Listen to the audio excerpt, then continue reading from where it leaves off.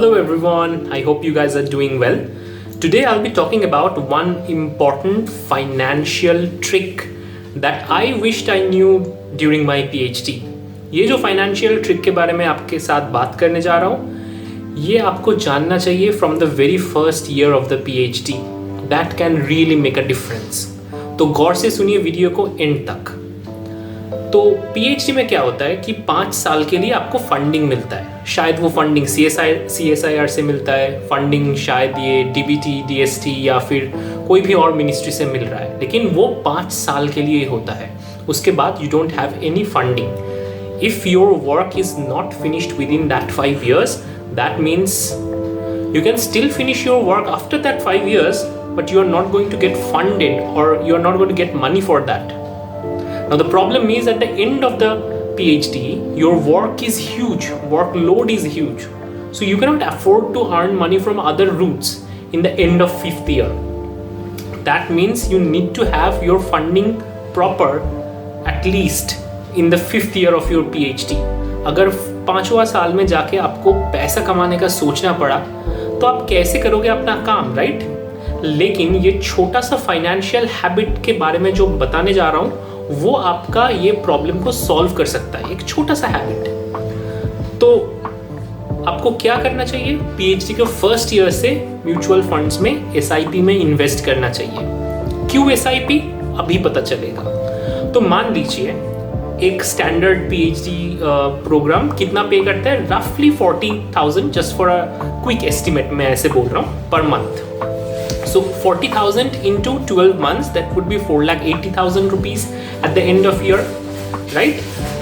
So basically you can save 1 years of finance if you invest 5,000 rupees every month. So वो जो 40,000 आपको मिलता है उसमें से 5,000 SIP में आप डाल दीजिए. अब जो SIP चूज करेंगे, देख लीजिए कोई रिलायबल SIP को या फिर कोई पर्टिकुलर म्यूचुअल फंड जो बहुत रिलायबल आउटकम देता है, ऐसे को आप चूज कर लीजिए, राइट? तो हर महीने आपका अकाउंट से 5,000 स्वाइप होते जाएगा. That means at the end of the year you save 5 into 12, that means 60,000 plus the annual interest, and that would be your returns, right?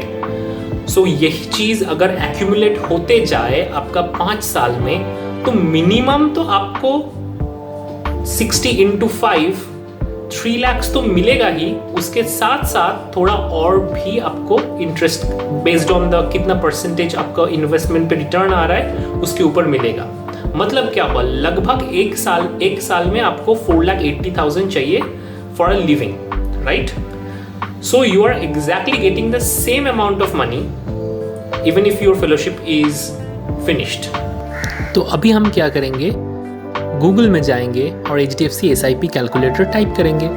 तो SIP कैलकुलेटर और RD कैलकुलेटर आपको एक ओवरऑल एस्टिमेट दे देगा, ball park estimate. 5,000 डालना है 60 months के लिए, and let's say there is 12% return, then it would give you some around 4.1 lakhs at the end of 5 years. तो लगभग इतना ही आपको रहने के लिए लगता है, राइट? अगर आपने थोड़ा सा ज़्यादा अमाउंट कर दिया 6,000, तो आपको 4.9 lakhs मिल जाता है. So that would B proper living, right? अगर आप RD करते हो वही सेम अमाउंट ऑफ टाइम के लिए 5 साल के लिए, एंड 7% इंटरेस्ट रेट होता है, देन 3.5 लाख से 3.6 लाख आपको मिल जाता है, which is not bad. I am telling it from my experience. Last साल में जब आपको थीसिस लिखना पड़ता है, जब आपको बचा कुछ एक्सपेरिमेंट ख़त्म करना पड़ता है, जूनियर्स को सिखाना पड़ता है और बहुत सारा कुछ काम करना पड़ता है, इस सिचुएशन में अगर आपका फाइनेंशियल स्टेबिलिटी ठीक नहीं है, आप कॉन्सेंट्रेट नहीं कर पाओगे. This is why from the first year you should start thinking about saving a little bit in a methodological disciplined way.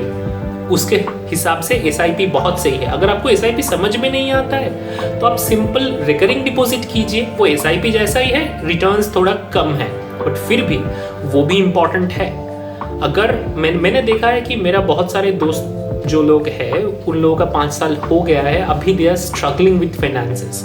Now everybody doesn't have a second source of income.